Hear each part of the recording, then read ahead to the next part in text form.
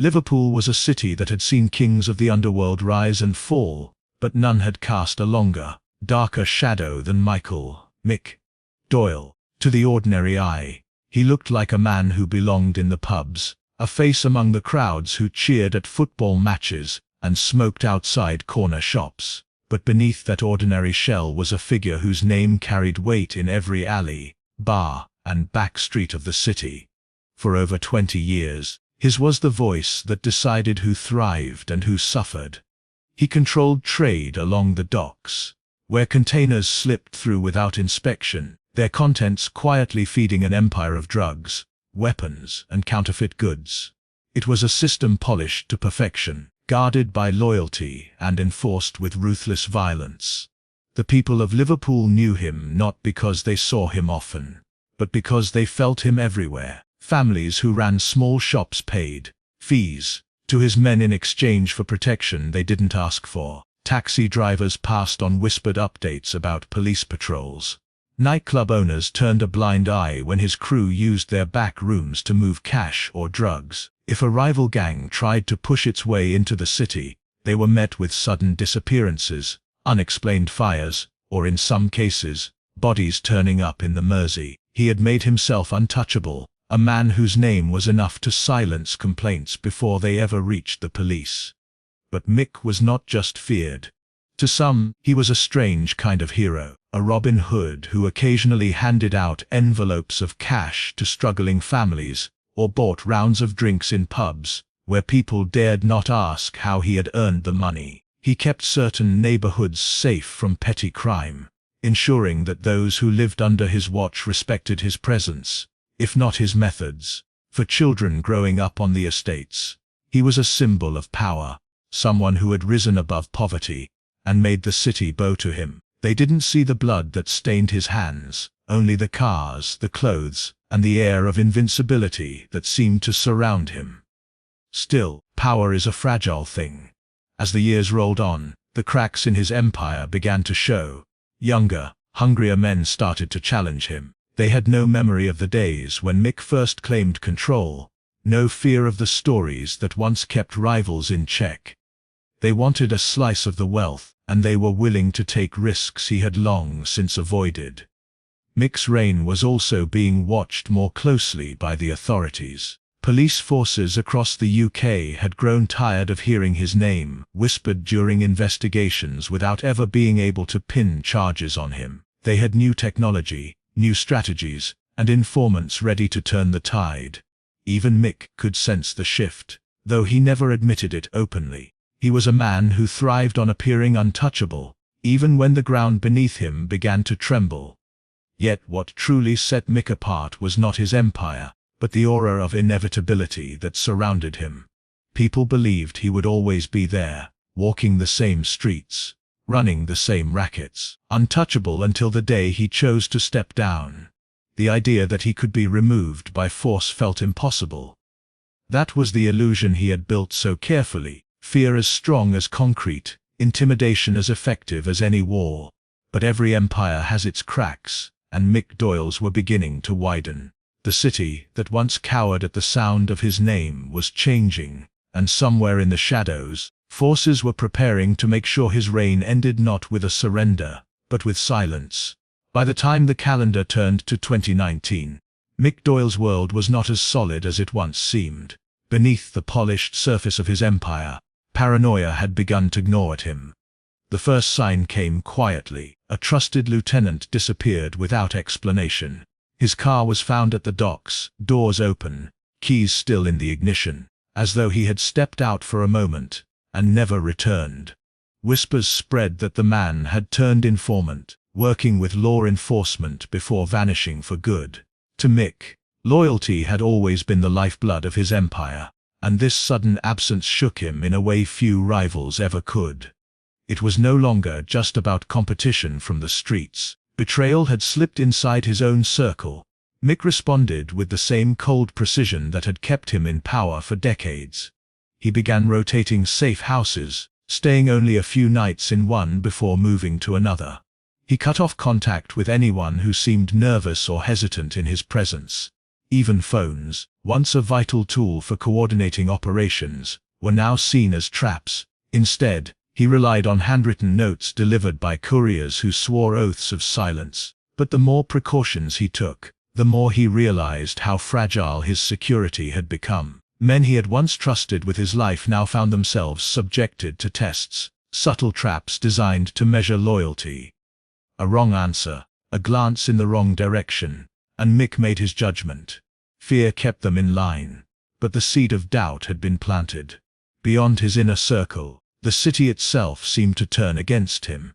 Business owners who had once paid protection money without a word were now secretly talking to detectives. They gave details of late-night meetings, descriptions of cars parked too long outside warehouses, even the names of people they recognized from his crew. The information trickled into police files, slowly building a map of his empire.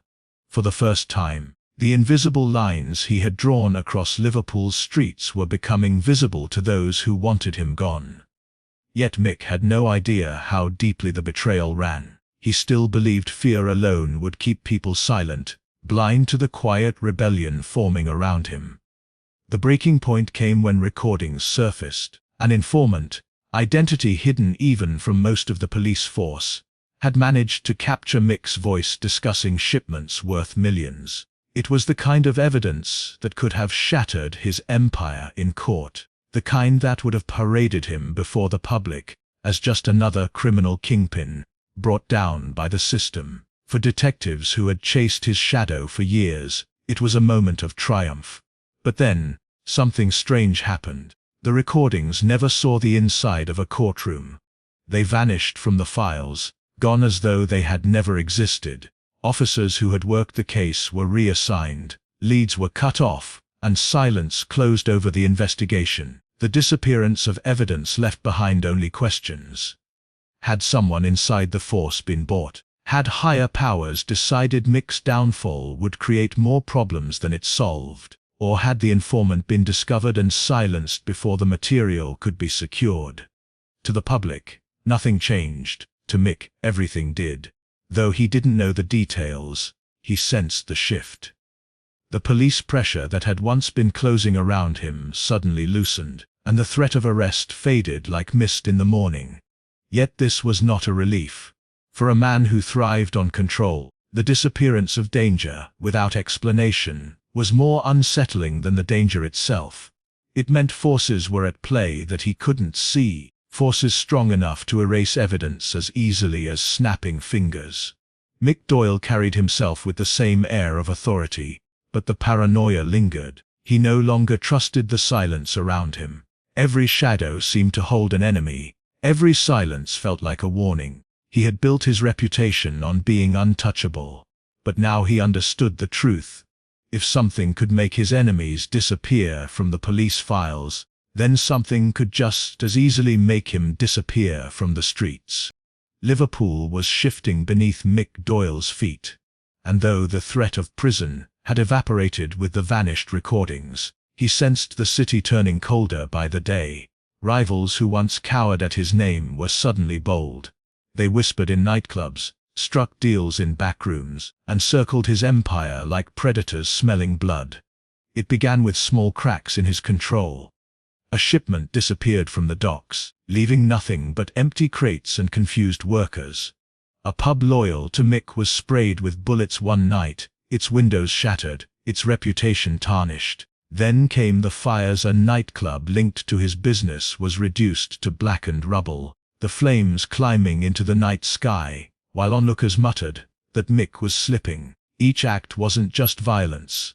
It was a message that the walls around him were collapsing. For a man who once ruled through fear, Mick found himself becoming the hunted. Old allies drifted away, some leaving the country with their families, others cutting ties in silence. The phone numbers he relied on no longer answered. Even his bodyguards, men who had sworn loyalty, began to look uneasy in his presence. They spoke less, glanced more, as if calculating how much longer they could afford to stand beside him. He tightened his security, surrounding himself with men he trusted most, but trust was in short supply. Every meal he ate, every door he unlocked, Every car he stepped into carried the possibility of betrayal. Then came the note, left on the windscreen of his black Mercedes. It was a plain sheet of paper folded once, its message written in bold block letters, a time and a date, 2 weeks in the future. Nothing more. To anyone else it would have been meaningless, but Mick knew better. This wasn't a prank. It was a countdown. He had made too many enemies, stolen too much power, betrayed too many partners for it to be anything else. The simplicity of it chilled him more than any threat of violence. Whoever had left it was not warning him, they were promising him an end. In the days that followed, Mick transformed his routines. He stopped visiting his favorite pubs, avoided the clubs that once welcomed him as royalty, and barricaded himself in fortified houses. The man who once paraded through Liverpool's streets with arrogance now moved only under cover of night, escorted by convoys of cars and men armed to the teeth. Yet the more he tried to control his fate, the clearer it became that control was slipping through his hands. Each time he moved, eyes seemed to follow. Each time he spoke, silence answered. Even within his own walls, he felt the weight of invisible hands tightening around him. Violence escalated across the city as rival crews scrambled to claim the throne they believed was about to be vacated. Shootings in the streets, stabbings outside bars, bodies pulled from the Mersey. It was chaos, a storm building in Mick's absence. But no one dared touch him directly. They were waiting, all of them, for the countdown to reach zero. The note had turned into a prophecy, whispered in the alleys. Doyle's reign was ending, not with a police raid or a courtroom sentence, but with something darker, something carefully planned. And Mick, for the first time in his life, felt powerless. He had always thrived on fear, his ability to make others bend to his will, to see them flinch at his presence.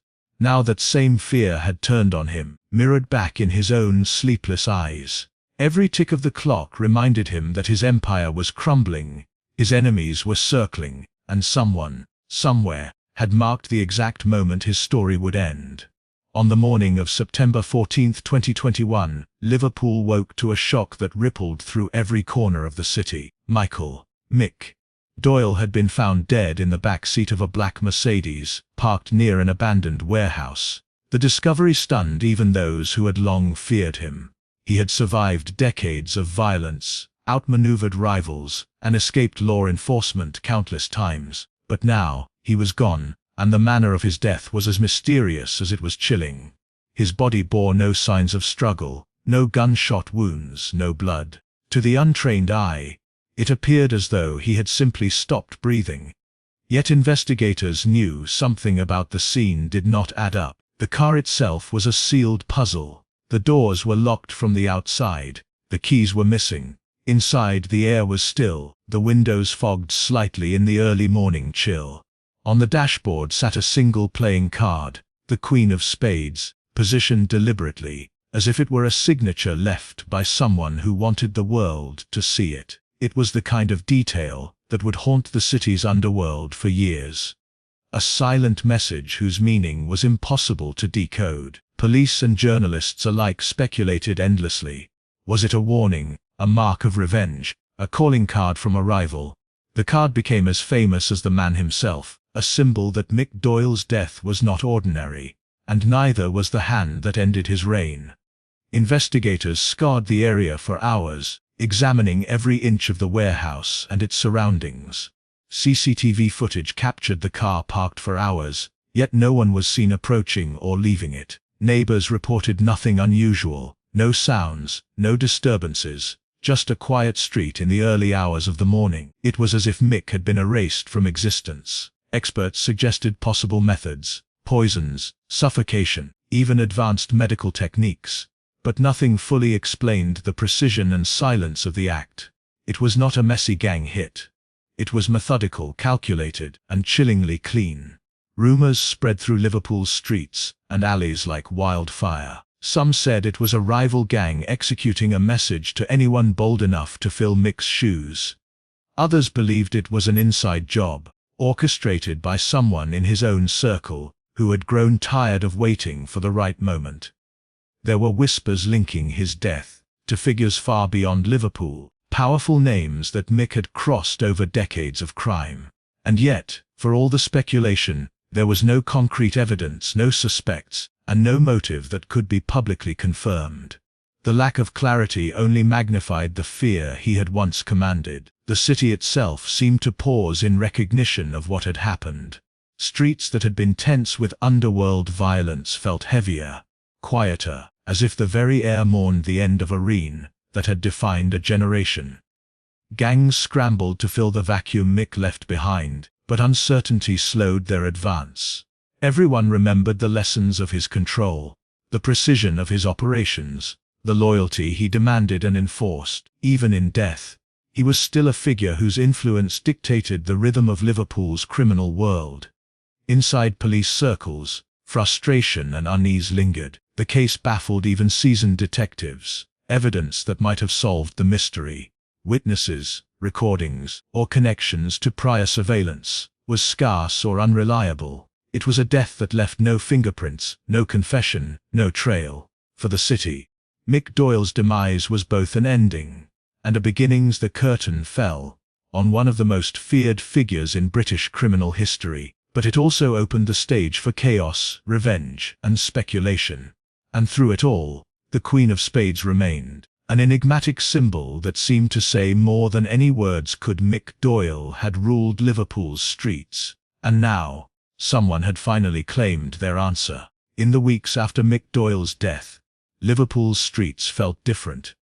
The quiet tension that had long accompanied his reign was replaced by chaos, a city scrambling to adjust to the absence of a man who had once seemed immortal. Rival gangs, who had once moved cautiously in the shadow of his power, now prowled openly, claiming territory, marking businesses, and testing the limits of authority. Shootings became more frequent, stabbings erupted outside pubs and clubs, and whispers of disappearances traveled faster than the police could respond. The vacuum left by Mick's disappearance did not bring freedom. It brought uncertainty, fear, and the sense that the city's criminal heartbeat had sped up, unpredictable and dangerous. Despite the violence, the central question persisted: who had killed Mick Doyle? Theories circulated endlessly. Some suggested a rival gang, emboldened by years of restraint, had orchestrated a perfect hit designed to strike fear into anyone who might rise in his place. Others believed the answer lay closer to home, in the betrayal of someone he had trusted for decades. People speculated about those missing recordings that could have led to his arrest, and wondered whether someone within law enforcement had stepped in, choosing to eliminate him quietly rather than through legal channels.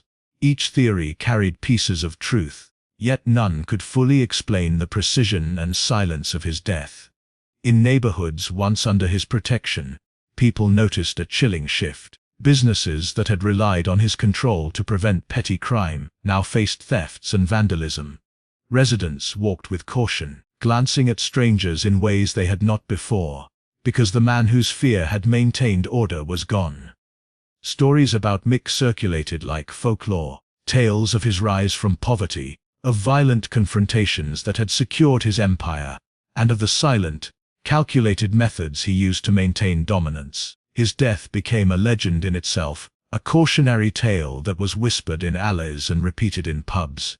Even within his former organization, confusion reigned. Associates argued over leadership, distrust ran rampant, and the careful order Mick had enforced dissolved into paranoia and ambition. Each member wondered who could be trusted, who would betray them, and who might disappear next. The empire that had once been unshakable fractured rapidly, leaving everyone to fend for themselves. Mick's influence lingered like a ghost. His absence did not bring relief but a haunting uncertainty that reminded everyone of the price of power.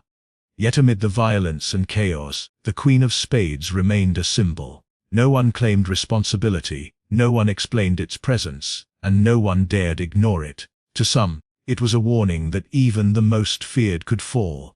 To others, it was proof that Mick Doyle had been outmaneuvered by a mind as careful and cunning as his own. Whatever the meaning, it served as a reminder that control is temporary, that power can vanish without a sound, and that fear, while potent, can only protect for so long. In the end, Mick Doyle's story became a lesson for Liverpool, and beyond. The man who had ruled with absolute authority, whose shadow had stretched across docks, streets, and alleys, had been removed not by a courtroom, not by a rival with guns blazing, but through a quiet, precise act that left only questions. His empire disintegrated, his name became legend, and the city was left to wrestle with the consequences of his absence. Liverpool would never forget him, not because he had been loved, but because he had been feared, and fear, once vanished, leaves only chaos in its wake. Mick Doyle's reign had ended, and with it, the balance of power shifted, leaving the streets of Liverpool forever changed.